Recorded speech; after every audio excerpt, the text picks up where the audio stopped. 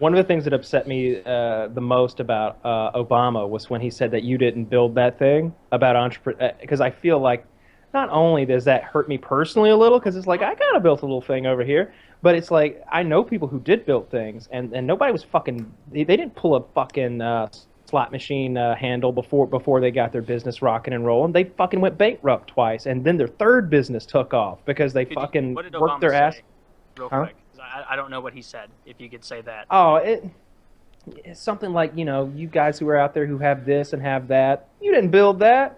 He said that one of his biggest pet peeves was people who were successful who don't know that they got lucky or something like that as well. And I don't care for that. I don't care for that, and I don't think it's a good way to look at things for the next That's what you generation. want. A president who believes the reason he's in the office is because of a stroke of Let me luck. read it to you. If you were successful, someone along the way gave you some help. There was a great teacher somewhere in your life. Somebody helped to create this unbelievable American system that we have allowed you to thrive. Somebody invested in roads and bridges. If you've got a business, you didn't build that. Somebody else made that happen. The internet didn't get invented on its own. Government research created the internet so all the companies could make money off the internet. So that's the full context, right? And Fuck you. yeah, so what they Fuck did off. is they took the piece of it. If you've got a business, you didn't build that. But I guess what he's really saying is like the reason America is great is not just your entrepreneurship drive. Yeah. It's the roads, it's the internet. So I have a YouTube channel that I'm proud of, right? Did I build that? I had a role in it, right? That's for sure. But someone else invented the internet, right? I didn't make the YouTube platform. There's a whole lot of infrastructure that I benefited from. And I think that was what Obama was trying to say. That's really fucking annoying to hear from any politician who is, for most of their life, a career politician. Like, he was an attorney before this, briefly, wasn't he? Mostly trying to parlay that into a political career, if I'm not mistaken. It's just when someone who quite literally has a career built on the backs of his constituents starts judging you, saying, we're the ones that allowed you to do this. You know, people invested in roads, us, so that you could get to work and do this. It's just, I don't know, it's disrespectful and condescending. And it's a clear pandering attempt to those who haven't succeeded, an attempt Here to we make go. them think, oh, I haven't succeeded, and Obama knows why too. You know, fucking the Pfizer guy from 100 years ago just lucked out. Like, it's I just see nonsense. it differently, actually. Like, because I Here's another thing that he said. This lot is of building you recent. want to hard watch work. this? Yeah, let me go on before we watch it. Okay. I also feel like I didn't build that. I feel like like my role in this thing existed in an ecosystem that allowed the thing that I did to work out, and it doesn't bother me in the same way that it bothers you. What in the video, I keep referring to my video because it's on my mind. And the reaction to it. I told people it was their responsibility where they are. Like, oh, right. Do you think this wealth inequality is just that you lost some grand lottery? No. Like the fact that there's a billionaire over there doesn't stop you at all from becoming your own millionaire or billionaire. And it didn't Yeah, go wealth well. is not a zero-sum game. It didn't go well. People didn't like to hear that they are responsible for where they are. They like to believe that it was just bad luck. And I think back to like these political campaigns it was running in my head. Like Hillary was like, you better believe I hold those banks responsible for allowing people to take out loans they couldn't pay back. And I'm like, man, really? Because I always kind of held the people that took out the loans responsible. Those no income, no job loans, whatever. You know what you did? You know you can't buy a mansion, right? You took out a loan you couldn't pay back. You're like kind of a thief to me. And I've got people in my extended family who did that, who took out those big loans, got houses they couldn't live in, couldn't pay off the mortgages, stayed there for like years while they were like in the process of going bankrupt, and then went to Florida. And I'm not talking about my parents, by the way. They're in Florida. I want to get it twisted. But Yeah. You're anyway. totally right. The way they outsource responsibility onto it's all love the that term. banks. You know, they forced you to come in and apply for that loan that you knew if you could do some simple math that you're not going to be able to pay this off in the way that they've planned. Like it, not just like the bank shouldn't have been allowed to offer those in the first place because it's predatory, in a way. But those people should also have the wherewithal to look at it and be, God, just like looking at a Lamborghini, being like, this would be so great, Disagree. but I just can't. Disagree. McDonald's isn't predatory, and neither were those banks. Those people were stupid. I was working in finance in 2005. It was fucking. I saw this so many times with cars. You know, this is a tenth of what we're talking about with homes. So many people just don't get it. And like sitting there at that desk to have sat across the desk from so many people that are purchasing a car and talk about car payments and see what they think about car payments. I would say, well, what do you think? What would you like your car payment to be? That's a little sales technique I like to use. What would you like your car payment to be? Like, what can you afford? Because let's talk about the monthly thing, not about the big MSRP over there. And they're like, well, I was hoping I could get away with like $300 a month. And there would be so many times where I'd hear that, and it was like dumbfounding because I'd be like, wait a minute, whoa, whoa, whoa, whoa, whoa, whoa, whoa. So how many months were we going to finance this $48,000 fucking car at $300 a month then? How long do you think you're going to live, Highlander? This shit ain't going to work. Like, it's just not going to work. And I just do the simple math. I'm like 300 times 72 months. Where are we now? And that's at 0 interest. Without tax. Like you're not going to get there. That latest thing that I linked you to is Obama speaking at his alma mater, I guess. Which one? The lower one you would like to see? The lower one is him saying his pet peeve is successful people not realizing that they just got lucky. Yeah, did he actually say that? Because this looks like the kind of a headline that do you know how long someone who just really hates Obama 1 minute and 30 would put seconds. Oh, let's watch it together. Are you guys ready? I am. Mm-hmm. Ready, set, play. And that means we have to not only question the world as it is and stand up for those African Americans who haven't been so lucky. Because, yes, you've worked hard, but you've also been lucky. That's a pet peeve of mine. People who've been successful and don't realize they've been lucky. That God may have blessed them. It wasn't nothing you did. So don't have an needlessly attitude. divisive. Truth is somewhere in between. But we must also expand our moral What accent is imaginations this? to understand and empathize with all people I'm the wrong guy to ask. who are struggling. Not just black folks who are struggling. The refugee, the immigrant, the rural poor, the transgender person, and yes, the middle-aged white guy who you may think has all the advantages, but over the last several decades has seen his world upended by economic and cultural and technological change and feels powerless to stop it.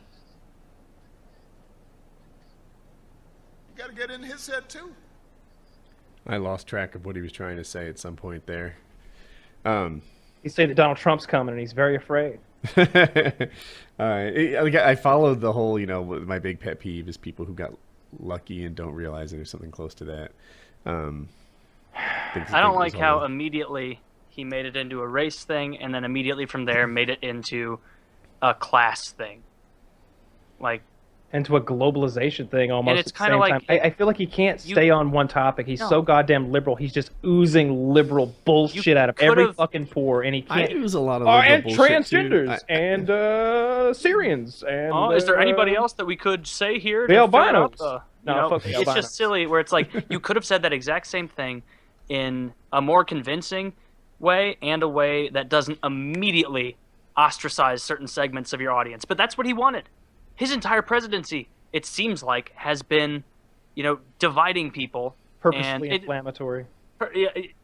Being incendiary for the sake of dividing and, making it an us versus them thing. And, every president's done that, I'm sure. I'm not old enough to talk to a bunch of presidents ago, but it just, I don't know. I think that this is just the last 8 years is when I've been old enough to really pay attention to it. And so I'm much more critical of that and give leeway to Bush and whatnot, because I was Bush was elected in 2000 to 2008, so I was those were my formative years. I wasn't paying attention to politics. I have a different 10 to 18 thing than Obama, right? Like I feel like twice I've seen him say, "You didn't build that. That was whatever." Now you just got lucky, and my message, which in my head is more motivational than, you poor soul, doesn't it suck to be you? What can you do about it?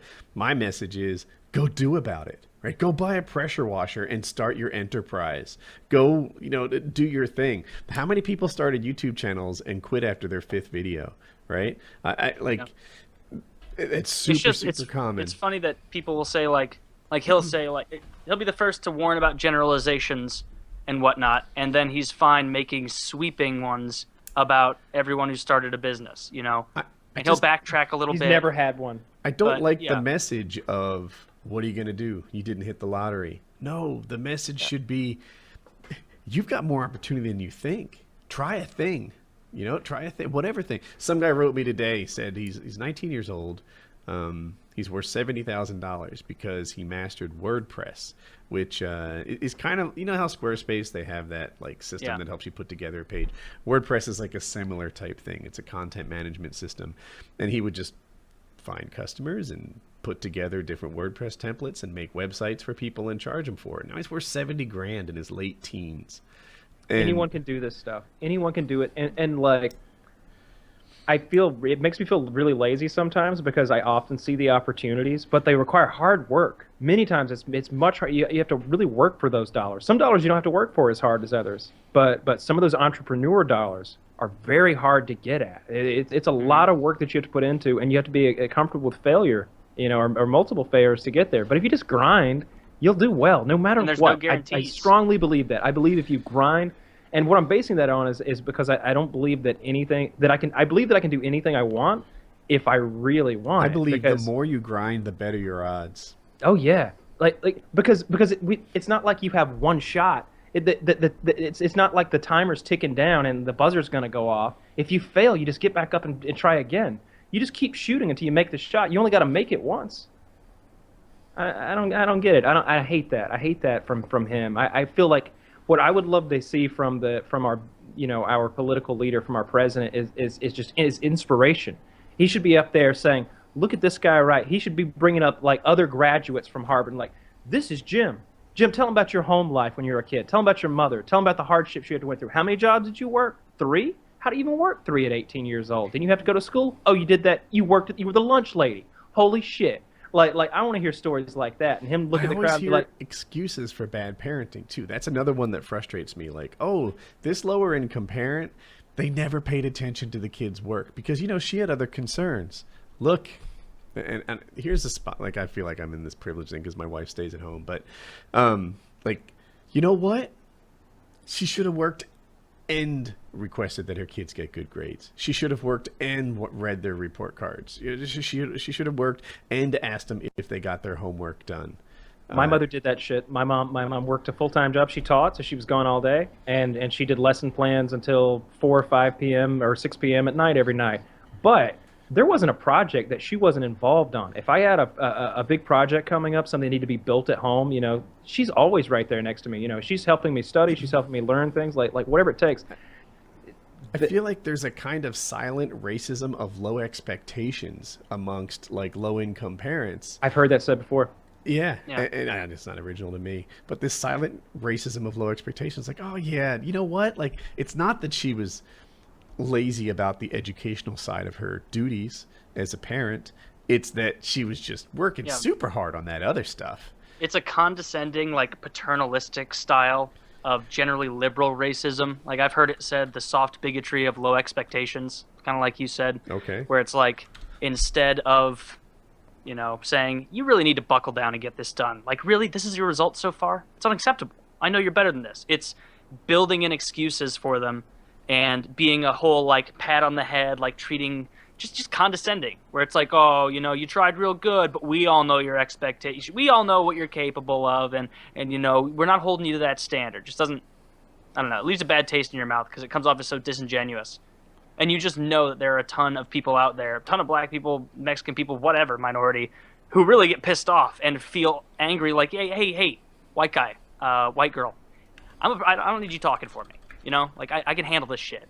I don't need you telling everybody else to go easy on me. I know that's what I would do. If there was an Asian politician out there talking about the hardships of the white man and all the things that I had to go through to get where, I'd be like, Stop fucking doing that. Just let me do my own fucking thing. I would hate that. I'd Yeah. hate that so much Stop to have trying someone to in the other me. background. What if someone went out there? If white kids' test scores were low by a standard deviation or something? They were really low, much lower than everyone else's. It'd be a huge success story on MSNBC. Right? And the Asian politician goes out there and he says, well, we really need to cut these white kids some slack. I mean, inherently they have disabilities. I mean, you can clearly look at this and that in their home life, and you'd be like, whoa, that's so fucking racist. Don't fucking say that about me. I wasn't trying hard enough. I was lazy. I'm sorry, boss. I'll work harder next time. Because that's always the answer. If you're doing bad at something, you're not trying hard enough. Yeah, and I can admit that not everyone's equal. I still love Taylor's like spider web of skill trees, right? You know, but most people have an area that they can succeed in and thrive if they step up their grind skill tree, and yeah, that's where my thing. And then my problem with what Obama was saying there is I just feel like it wasn't inspirational enough. I like what Kyle's doing, you know, grabbing some guy and saying, look how he got it done. I like what Kyle's brother-in-law did, you know, where he stepped up like that. I like what this guy who built the WordPress websites did. I like the guys who were like, you know what, like, I did a thing. This is the success I had in it, and you know, I built this out of nothing. Now, not out of nothing. We all know there's an infrastructure that helps all of us do our thing, but some people stand on the shoulders of giants and reach new heights, and other people just mingle in and say, well, this sucks. Trump's dad gave him that much money, so he didn't really do anything. And it's like, dude, how did Trump stop you from buying a pressure washer? Like, he's not holding you back. Just Nope. Launch it, baby. And that $1 million that Trump got, like, I would love to see what. But How much more? I always heard. Are you talking about the inheritance or the loan? there were other loans that he doesn't cop to. One in particular, I think I mentioned on the show before. His father bought, I'm going to get this figure wrong, is it $9 million worth of like poker chips and just like put them in his pocket as sort of a way to do a loan to keep that thing afloat. And there might have been another instance too. It turns That would out be some tax implications with that. Those. it turns out the poker chip thing was illegal and they lost in court. I don't know why personally. To me, it seems like a valid way to give someone a Yeah, it loan, does. but it turned out that wasn't okay. I think he needs to pay taxes on those gambling winnings. I don't know.